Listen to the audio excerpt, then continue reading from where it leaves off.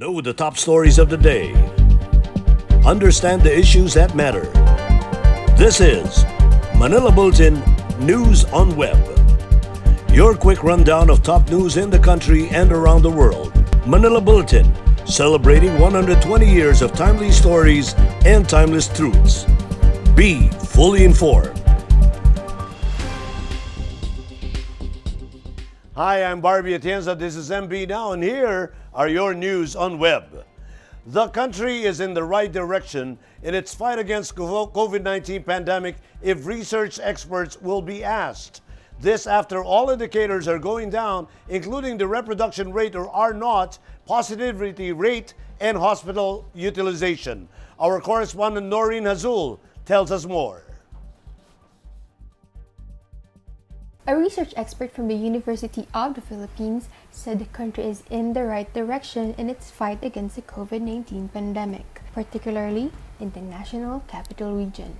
Dr. Guido David, a member of the UP Octo research team, said all indicators are going down, including the reproduction rate or R0, positivity rate, and hospital utilization.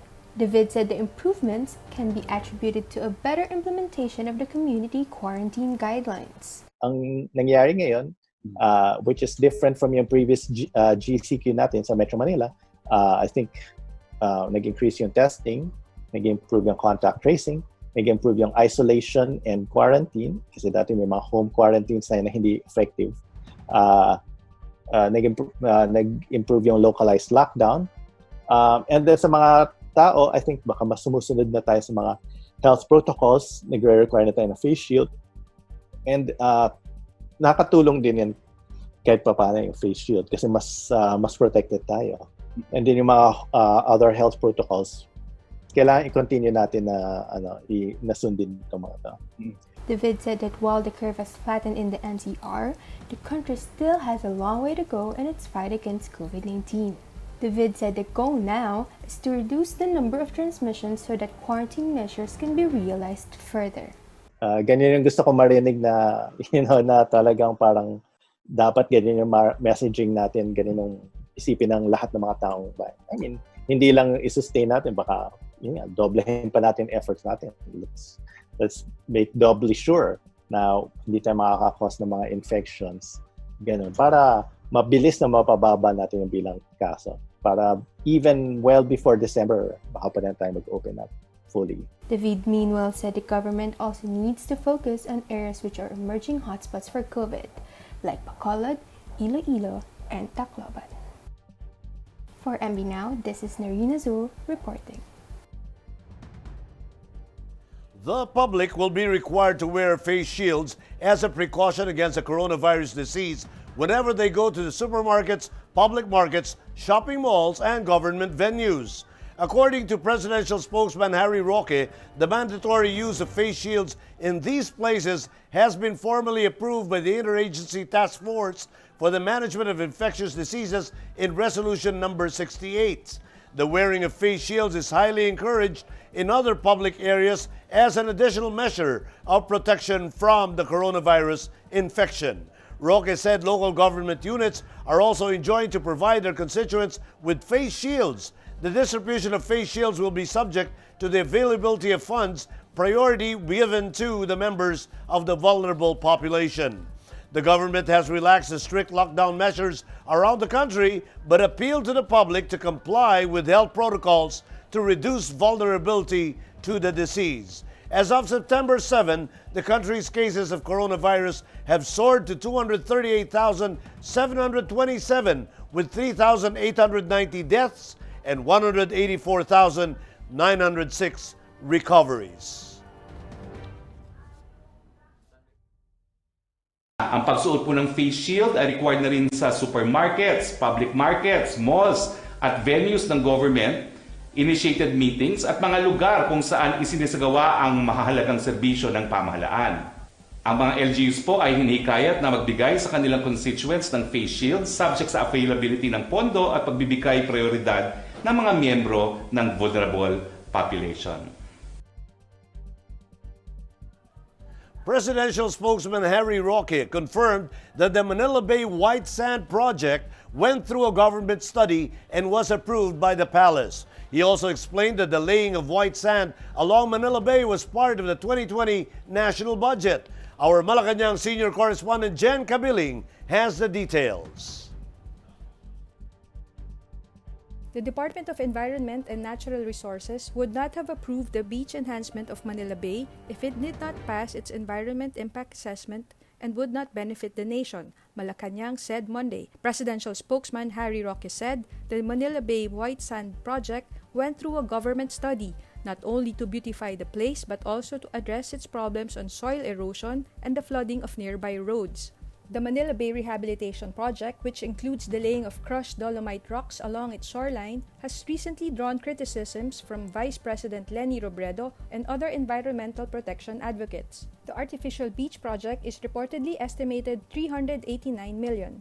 Kampante naman po kami na ang DNR ay alam nila ang katungkulin nila na proteksyonan ng kalikasan. At kaya nga po pinatupad itong proyektong ito, it is for purposes of avoiding further soil erosion. At makakatulong din po ito sa flood control. Yung beautification po is incidental, pero gaya ng sinabi ko bilang taga Maynila po, nagagalak po ako. Kasama po ang aking mayor na si Mayor Yorme. Nagpapasalamat po kami dito sa effort na lalo pang pagandahin ang Manila Bay at hindi lang naman po mga taga Maynila makikinabang dito, lahat po na taga Metro Manila. Roque also explained that the laying of white sand along Manila Bay was part of the 2020 national budget that was approved last year. Under the budget rules, he said the fund allocation can only be used for its intended purpose. Roque, born in Manila, said although it is primarily a beautification project, he is pleased with the latest attraction of Manila Bay. So alam niyo naman ang rule sa budget, no, kapag yan po ay nasa line item, yan lang po pwedeng paggamitan ng pondo. So it's not as if pinalano po itong proyektong ito ngayong panahon ng COVID, hindi po. Ang 2020 budget na ginagamit po natin para sa proyektong ito, 2019 pa po na-approve, wala pa pong COVID noon. Pangalawa, bagamat ito po ay primarily a beautification project, at ako po ay taga Maynila, at bilang taga Maynila, VP, ako po ay nagsasabi, nagagalak po ako at natutuwa po ako na merong magandang attraction ngayon sa syudad ko dito sa Maynila. Ako po ay pinanganak sa Philippine General Hospital, at as a Manila resident, I'm happy na magkakaroon po tayo ng beautification of Manila Bay kasi kami mga taga Maynila, kinakailangan naman magkaroon din ng access, no, sa magandang beach sa mga panahon na hindi naman po pwedeng lumabas ng Metro Manila. No? Roque also assured the public that the DENR knows what to do or not to do, especially since it is the approving authority on a project's impact to the environment. For MB Now, this is Jen Cabiling reporting. Additional funds given to the Department of Education will be used to provide gadgets or computers to students or schools and would also aid the implementation of its learning continuity plan amid the COVID-19 pandemic, according to the education chief. In the Laging Handa public briefing, DepEd Secretary Leonor Briones said that if DepEd will be given additional funds, this will definitely be used to address gaps in the implementation of its LCP, especially to provide students with gadgets to be used for distance learning as well as to help the reproduction of printed self-learning methods or modules. Briones said that the 389 million pesos can also be used in the implementation of the LCP, especially in the reproduction and distribution of modules. Kung 300 million ibigay sa amin ata, kung ibigay man, pero hindi namin wala kaming hindi kami nakikialam sa budget ng may budget, pero kung may budget kaming ganong kahalaga, pupunta yan sigurado ako sa gadgets, sa mga computers, sa mga radio. Kasi kung halimbawa radyo, mas gusto namin na waterproof, gusto namin na yung may certain level of capacity and reach, no? In Metro News, Pasay creates our QR code for COVID-19 contact tracing. Caloocan, ICE quarantine wristbands for COVID-19 patients. And cops launch computer on wheels in Tondo. More from this report.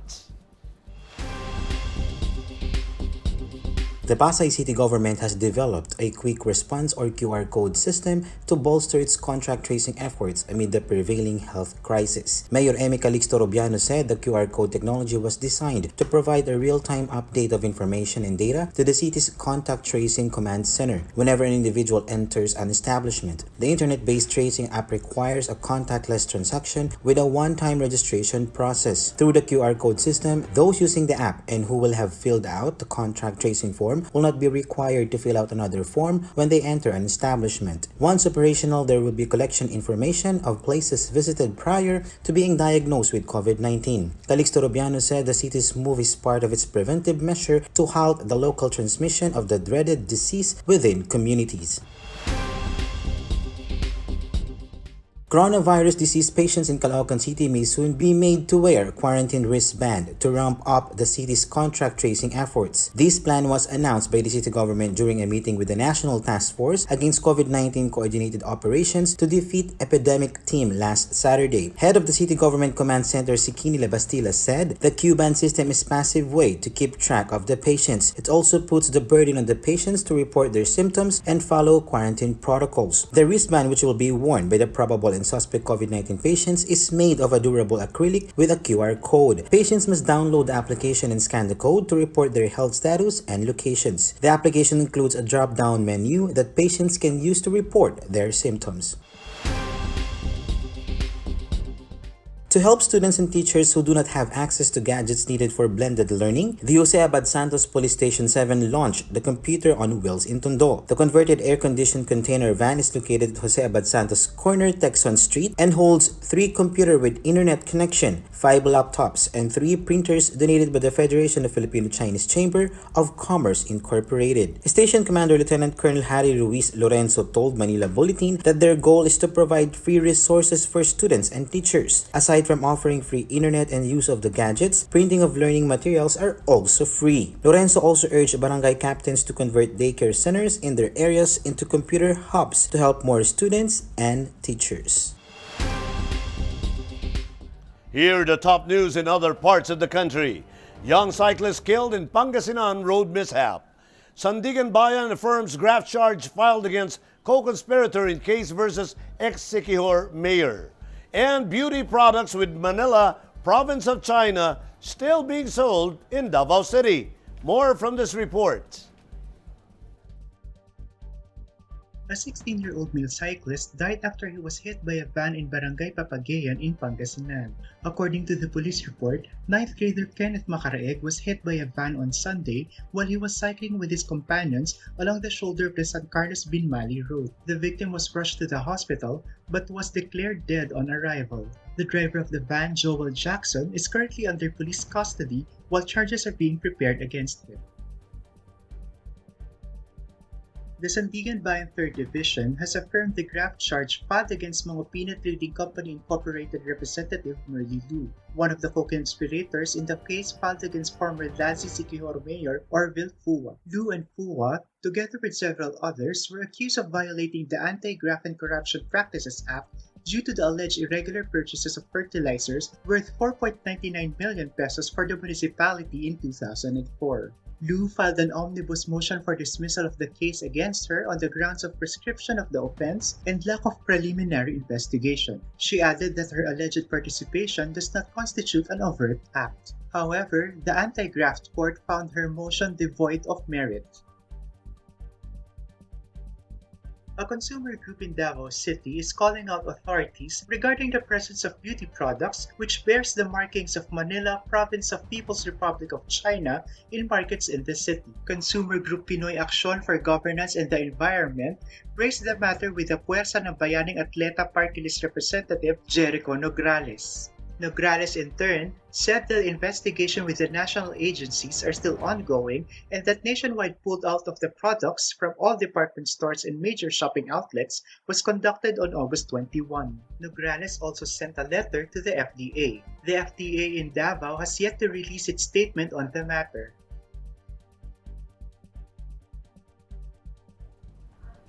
In world news, Typhoon Haishen heads to South Korea after slamming Japan. Police dispersed protesters in Rochester. Grand jury to probe the death of a black man. And salsa comes back to the streets of Cali in an open-air festival. Let's watch this report. Powerful Typhoon Haichan approached South Korea after slamming southern Japan, with record winds and heavy rains that prompted evacuation warnings for millions. On Monday morning, initial assessments suggested the storm has done less damage than feared, though hundreds of thousands of homes were left without power across much of Japan's southern Kyushu Island. At 7 a.m., the typhoon was 30 kilometers north of Tsushima Island and was categorized as a large and strong storm, having weakened overnight, but was still packing gusts up to 216 kilometers per hour. Several dozen mostly minor injuries were reported. According to national broadcaster NHK, most of them elderly people who suffered falls.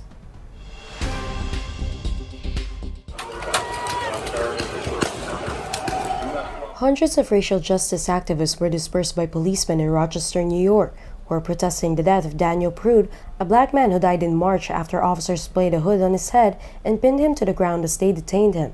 New York's Attorney General announced Saturday she would form a grand jury to probe the death of a black man whom police had hooded and forced face down on the road. Daniel Prude's family said he died on March 30 after being removed from life support, 7 days after his detention by police in the city of Rochester. He's the latest African American to die after an encounter with law enforcement, cases that have galvanized protests around the United States.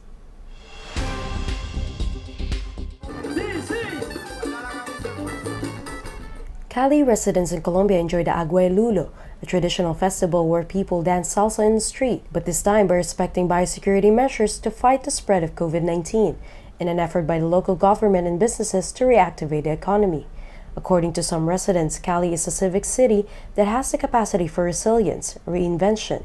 In dancing, they are reinventing themselves in compliance with all security protocols with the pandemic. Deputy Secretary of Economic Development of Cali said salsa is everything. It is the vibration and sound of their community. They are going to win the fight against COVID-19 through culture and dance. In entertainment, popular YouTube vlogger Lloyd Cadena's family informed his Facebook followers Sunday he tested positive for COVID-19 before succumbing to a fatal heart attack. On Cadena's official Facebook page, the family posted, Lloyd was confined in the hospital on September 1 due to high fever and dry cough. He was tested for COVID-19 on the same day. The result came out positive on September 3.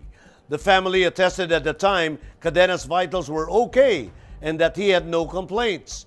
But only a day later, on September 4 at about 5 a.m., hospital staff found the 26-year-old unresponsive and pale-looking. Fans were quick to flood the post with comments.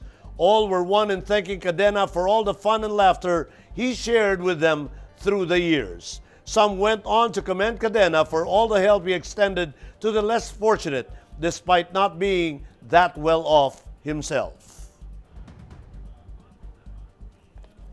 And in sports, Novak Djokovic was dramatically disqualified from the U.S. Open on Sunday after accidentally striking a female lines judge with a ball in frustration during his last 16 match, sending shockwaves through the tournament. On his social media post, Djokovic is extremely sorry for hitting the ball in disgust after losing his serve to go 6-5 down in the first set to Spain's 20th seed Pablo Carreno Busta inside Arthur Ashe Stadium. Djokovic appeared to be looking the other way when he pulled the ball from his pocket and smacked it into the direction of the official, it hitting her full toss in the throat. The official cried out and began gasping for air as she collapsed to the ground. Djokovic rushed over to check on her, placing his hand on her back as she struggled to breathe. After a few minutes, she got up and walked off the court looking dazed. Collegiate athletes like the NCAA and the UAAP would have to wait a little longer despite the announcement of the Interagency Task Force on allowing for the resumption of training for collegiate sports on Monday. In an online press briefing earlier today, presidential spokesperson Harry Roque has said collegiate sports could now train in areas under general community quarantine and modified community quarantine. But Commission on Higher Education Chairman Popoy De Vera said they are forming a technical working group to craft a comprehensive guideline first before they officially allow collegiate athletes to train. The technical working group will be composed of officials from CHED, the Philippine Sports Commission, Games and Amusements Board, and representatives from the collegiate leagues. De Vera said they plan to start with leagues that have small number of members first before cascading to other leagues in the country. The Joint Administrative Order Group of PSC, GAB, and Department of Health has already asked the aid of professional leagues like the PBA, Chooks 323, and Philippine Football League in crafting these guidelines for proper implementation. And those are the news on Web today, September 7, 2020. It's 109 days before Christmas. For more news and details, get your copy of Manila Bulletin newspaper tomorrow or log on to www.mb.com.ph. You may also subscribe to our newsletter through the link on this video's caption to have today's latest news delivered to your inbox. I am Barbie Atienza for Manila Bulletin, celebrating its 120 years of timely stories and timeless truths. Join us again tomorrow. This has been MB Now. Be fully informed.